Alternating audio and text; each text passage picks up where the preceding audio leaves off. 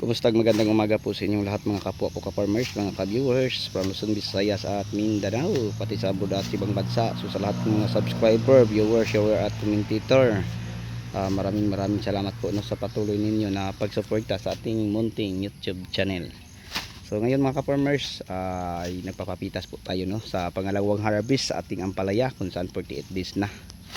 So ganito nakadami mga ka-farmers ang aming napipita sa pangalawa, nasa 30 crates yung isang ganyan ang aming na harvest. So ngayon ipusahan po namin ang pagbundle. So ang lahat ng mga harvest mga ka-farmers ay dadalhin din sa tanawan.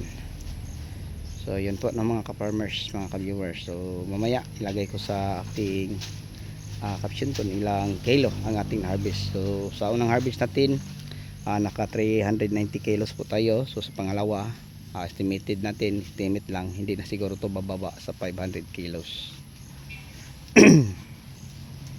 So yun na po mga ka-farmers, mga ka-viewers, ang mai-share at mai-update ko sa inyo sa pangalawang harvest. So unti-unti nang lumaki at maganda na ang mga bunga nila. Ayan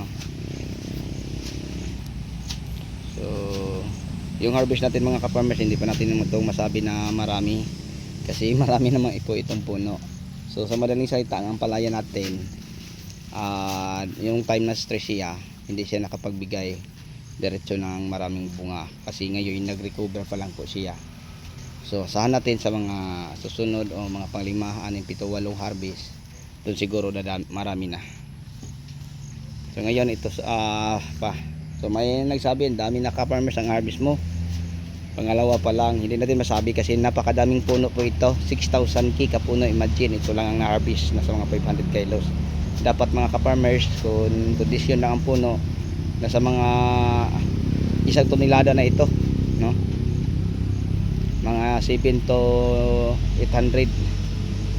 So bitin siya dahil po stress, and then napapasukan ng pamamarako, yung nanghina siya. And then ngayon galing sana pamamarako yung nag-recover. So ang pumasok ang pamamarako, yung wala na siyang resistensya mga ka-farmers dahil sa tuloy-tuloy na pag-ulan. Kasi malapit na mag-1 linggo ang ulan yung nalasa si Bagyong Inday. And then yung 4 na araw at 4 na gabi tuloy ang ulan, kaya ang ating ampalaya ay stress. Buti na lang ngayon nakapag-harvest tayo. So yung iba sinusuko na nila.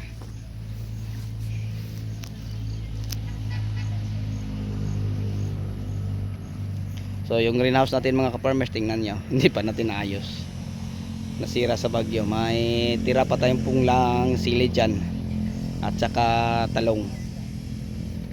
So yun po ang ating punla, tsaka may kunting kamatis.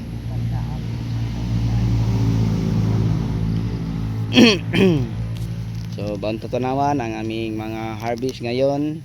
So sa kabila nagpipitas din po tayo, ampalaya din mga ka-farmers. So iwan ko kung may kunting talong na ba.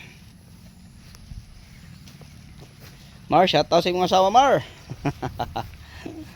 Shout out mga taga Mindanao. Mga Shout out sa mga asawa, Mar.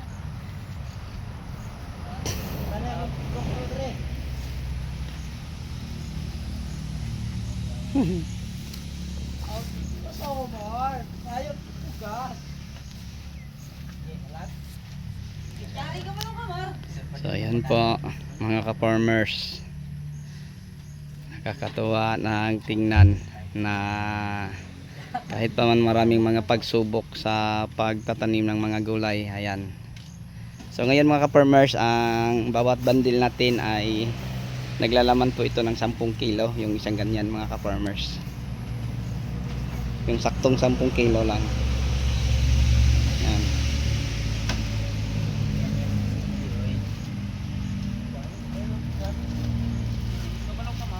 Oy, itulo lang, di upat man mo na.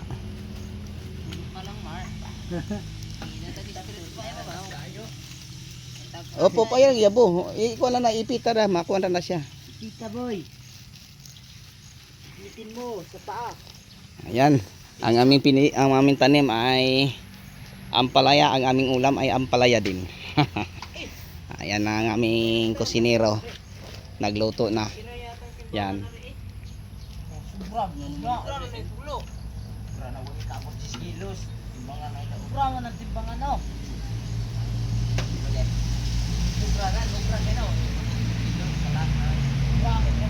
Ay, mag-slide. Yung ano nung gamit. Hindi dinalik.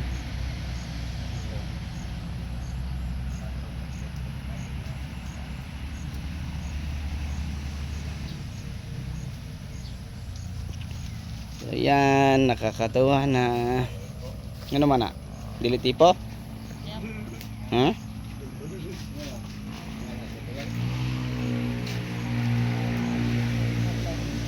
So, kung may mga katanungan po kayo mga ka-farmers, no?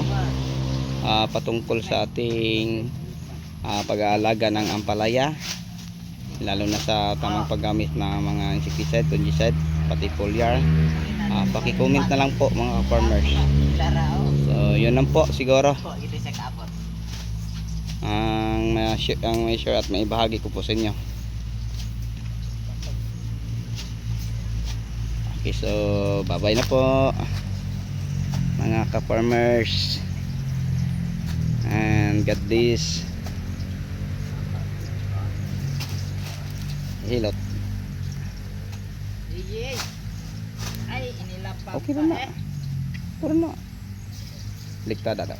Ikuha ko na ng isang gamay. Murag talinis man.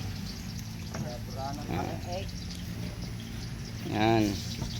So ganyan mga ka-farmers ang bundle. Yan ang sampuan. Ang gandang tingnan mga ka-farmers. Labis na yan po gay.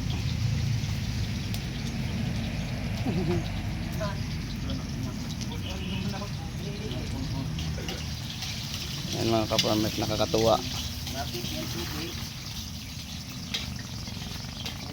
Okay, lunod ang palaya. Okay, magic sarap. Ano, wala mo na monitoranan? Huwag ka mag-sarap. Suro. Oh. Ano yung saril, guys? Bangin mo na yan, guys. Ngayon pwede. 12 na po gay. Yan, guys. Ito, correct. Lalabay silang kulang. Sige. Sige, ayan na. Pwede duha.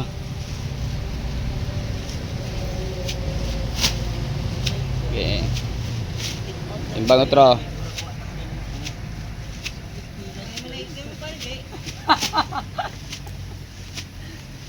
Pagkalipat na, pag nakabalo mo pa eh. Thank you po no, sa inyong pagpanood. Bye bye.